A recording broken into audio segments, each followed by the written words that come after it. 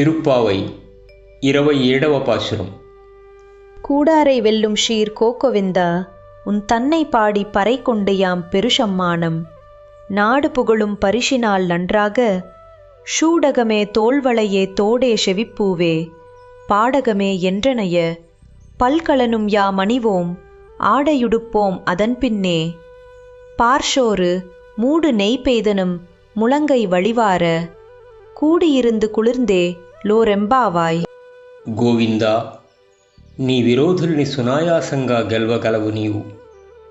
నీ స్తోత్రాలు గానం చేసి నీవనుగ్రహించే మేళతాళాలు మాకందితే మాకు త్రిభువనాల ప్రశంస లభిస్తుంది.